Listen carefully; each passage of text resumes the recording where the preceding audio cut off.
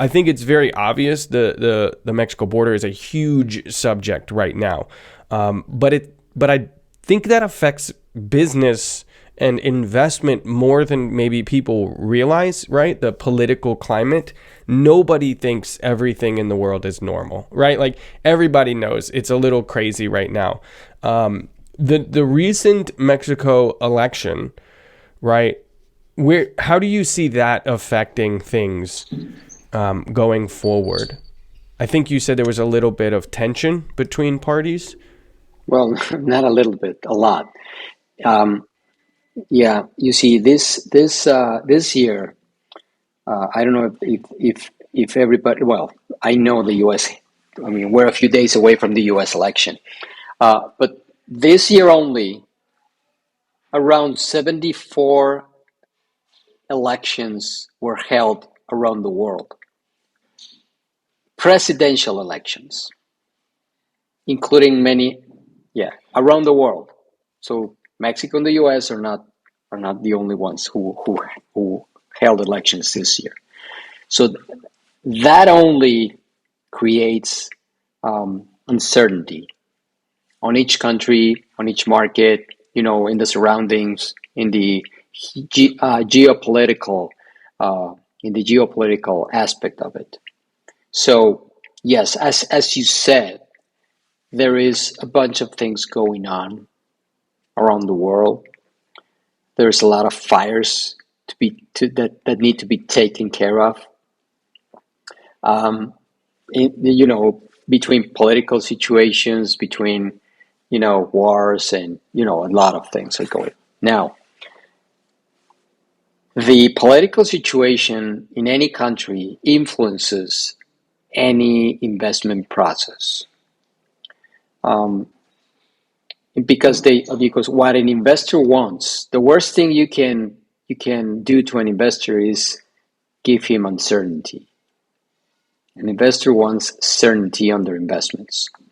So if you go to Wall Street and invest your money, you're going to do your analysis. Okay, I'm going to put money on this stock, and I'm going to put money on this stock, and I'm going to make my analysis to see if this is going to be something in which I can get an ROI on it, etc. In the stock market, you can partially predict, even though it's never 100%, never, and it's a high risk investment, you can partially predict if you're a good analyst and you know how to read stocks and stuff. You have people like Warren Buffett, who probably he's a time traveler and he can go, ahead in time and see what's going on and then come back and make his investments. Um, in politics, there's no way to know. And history has proven that to us. So that is always a variable of uncertainty for any investor. Before getting into the detail on Mexico, there is a positive side uh, on investors that are real investors looking for the long term. I recently spoke. I had a conversation. I interviewed the CEO of Grupo Aeroportuario del Pacífico, GAP. They are the owners, quote unquote, because they don't really own them. They have a concession for 50 years for 12 airports in Mexico. There are other groups that have the concession for other airports in the country. But this is the largest airport administrator in the country. These guys, as you can imagine, their investments are huge investments. Only between 2019 and 2026, they're going to be investing in all of their airports around 30,000 million pesos. Um, but that's not the important part. The most important part is that probably 70% of that is being invested in the Guadalajara airport. And what he was telling me about uncertainty and about geopolitical situations and about everything that's going on is that their investments are always in the long, long, long, long term.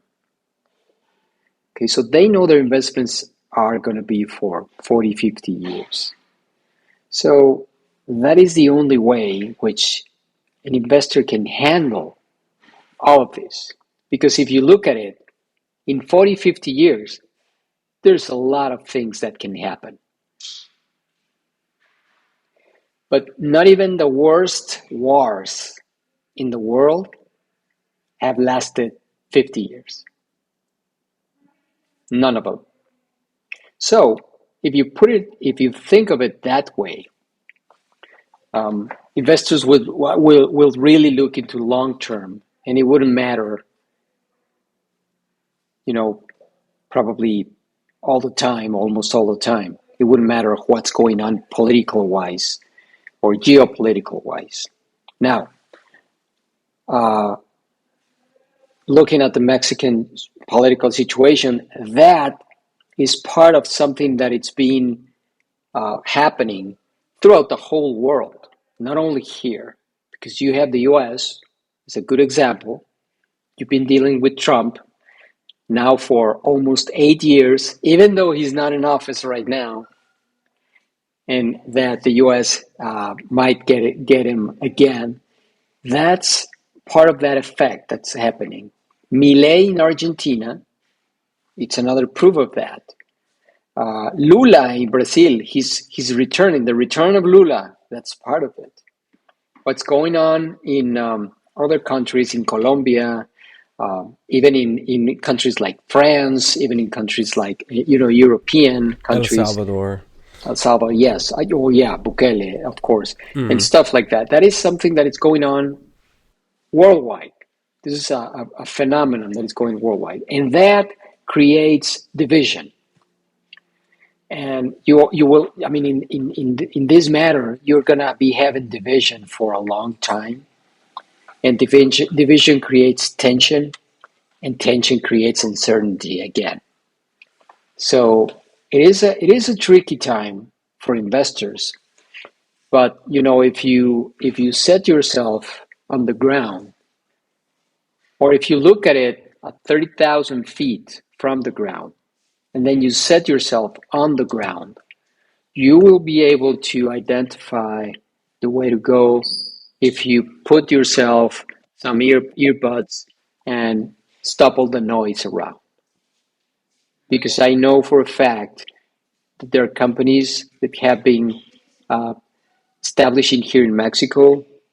Between all this mess happening, between all this political situation going on, and the rest of the world on fire, they're still investing and doing huge investments here in the country and moving towards that. So I'm still optimistic. I'm very optimistic of the opportunity. I think this market has still a lot to give, and there's a lot to be learned about it yet.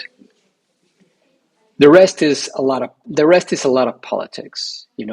There's a bunch of things being said between the countries, and I don't like you, and then the other guy does this, and then the other guy does this, and then the other. It's and they're in election time. It's election time, so you can play around the world with this. Mexico has, with Spain, with the U.S., with Canada, with Colombia, or any other, or the country that you choose. But it sounds like you're saying that there's a worldwide shift away from globalism and more towards nationalism. I think nationalism has a bad reputation. I don't think there's anything wrong with patriotism and loving your country or nationalism. I do think that there are a lot of things wrong with fascism, socialism, and communism. I'll just throw that out there. But nationalism, a love of one's country, I don't think there is, or a preference for one's country in terms of labor, wages, and so on. And it sounds like that's what you're describing here. Is there's a really big worldwide movement towards more of a nationalism side of things. Right, with Argentina, of course, El Salvador as well. Obviously, Trump's favorite word is tariffs, whether it's good or bad. He just won't stop talking about it. What do you see in terms of these industries? A lot of what you're describing, macro, right? So a rising tide lifts all boats, and it's very obvious that the tide is rising in Mexico dramatically, and the greater Latin American continents areas, right, is really rising. So if you're thinking long term, that tide is going to rise up. Maybe, most people think a little too short term, but I think that's what you were describing. In terms of the American economy, is a service-based economy. It's not really manufacturing anymore. It used to be products. A lot of Mexico is taking on that manufacturing role of the Western Hemisphere of what we talked about. But for me, my background of systems, process, and efficiency management, I'm really good at looking at established processes and building efficiency off of that. So like buying businesses. In America, what this looks like is a lot of trades, a lot of service-based businesses. Do you see that as well as a huge opportunity within Mexico? Like, what is the demand, let's say, for a plumbing company or, a service-based business along those lines? Do you see a demand there if someone wanted to invest or buy one of those type of companies? Yes. Yes, but you would have to make a good analysis on how that specific company would have been performing and the market, the way that company has been attending and servicing its own market. I want to go one step back on what you were mentioning about the nationalism, because everything that you're saying, I mean, it's totally correct. It is a wave, a worldwide wave that has been developing for the past few years. I don't think that is going to completely, uh, get in place in the whole world. I was talking to Peter Goodman a few weeks ago. He is global correspondent of economy and technology for the New York Times, and he's been investing a lot of his time in understanding everything that has been going on around the world, supply chains and the different shifts that have been going on.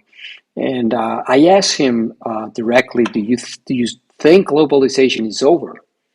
And he said, no, globalization is not over, but it's starting to shift towards regions. So you're starting to have regions or a regionalization of the world economy. So it makes sense that we have, like, for instance, a region within Mexico, U.S. and Canada. There's another region in South America. There's another region in Europe. There's another region in Asia, which is currently working like that right now. And but still, I mean, we are so connected.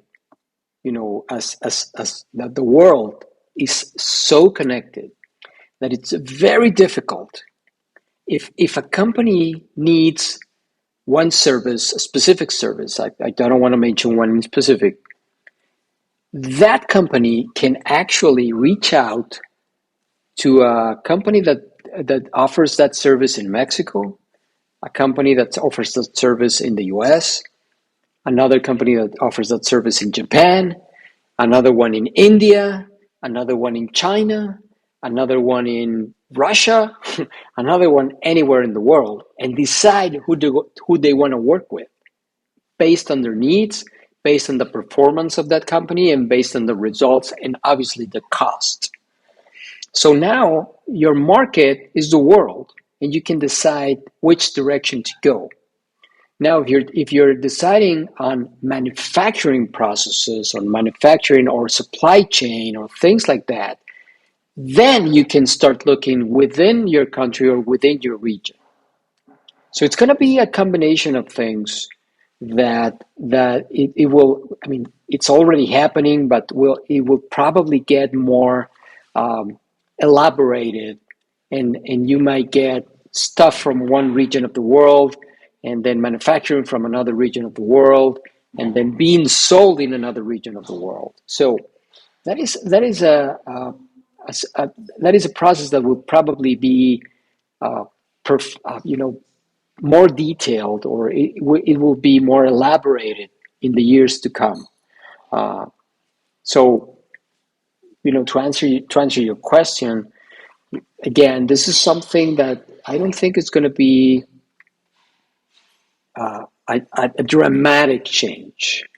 It's going to be something that it's going to be shifting from one way to the other and moving towards different directions until it finds itself in a finished product, if you will, of that specific idea. I don't know if I make myself clear, but this is something that it's moving along. I mean, it's very difficult right now for any country to exiliate itself and start doing anything on their own. That's something that populism tends to do.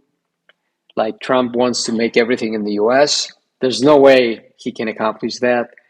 He says he's gonna charge 200% tariffs on any car that it's being manufactured in Mexico and sold in the U.S. Well, good luck talking to General Motors, Chrysler, Ford, Mazda, Toyota, and many other brands that are already manufacturing in Mexico and sell their cars in the U.S. There's no way a U.S. citizen will be able to pay twice the price of a car only because it's manufactured 100% in the U.S. There's no way that's going to be happening. And there's many other industries that will be hurt um, if that actually is tried or is or he tries to do it. I agree. It's not even possible if we brought the manufacturing base that we used to have. I think it was like what, at one point, like 38% of the world or 45% of the world's manufacturing. The inflation would skyrocket to a degree. People, if no other changes happened, inflation would skyrocket alone because the velocity would increase, right? The amount of times money changes hands, it would be crazy. Anyway, the episode that you're talking about. I'm sorry, one more fact. Mm-hmm. A few years ago, until a few years ago, 51% of the industrial space absorption was made by U.S. companies. 51% of the industrial space, the absorption was made by U.S. companies. Now that has come down to 36%. What's going on, guys? If you like that clip right there, you will love the full interview. You can check that out right there. I'll see you on the next video. Oh, and subscribe because we got a lot of big things coming up in the near future.